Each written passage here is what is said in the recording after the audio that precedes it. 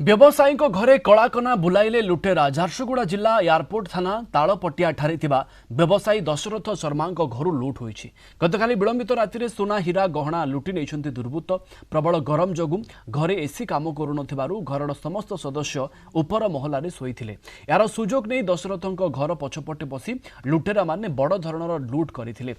तेबे एका राति के दुईटी बखरारू लुटिछन्ति दुर्बृत्त माने। प्राय 4टी सुना चेन, गोटे हीरा सेट, 10 रु ऊर्ध्व सुना इयरिंग नेकलेस चोरी होइथिबा घरर मालिक अभियोग करिसन्ति। जहा चोरी सामग्रीर आनुमानिक मूल्य प्राय 20 लाख रु अधिक हेबो बोली अनुमान करा जाउछि। अभियोग भित्तिरे एसपी समेत एकाधिक police dog squad scientific team पहुंची तदंत आरंभ करिसन्ति। दशरथ शर्मा घरे लागिथिबा सीसीटीवी फुटेज आधार रे पुलिस एबे तदंत करुछि।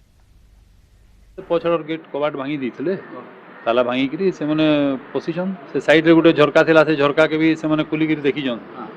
तो बस देखले भितरे केही निनो, तार परे से माने भीतर के पोजीशन का धंदा कोही नहीं। बाकी जेंटा जइसे गुटे पूरा फुल सेट जइसे सुना आ 3-4टा सुना चेन जइसे, कानर केतरा আছে आइटम 10-12टा इयर रिंग আছে, नेकलेस আছে गुटे।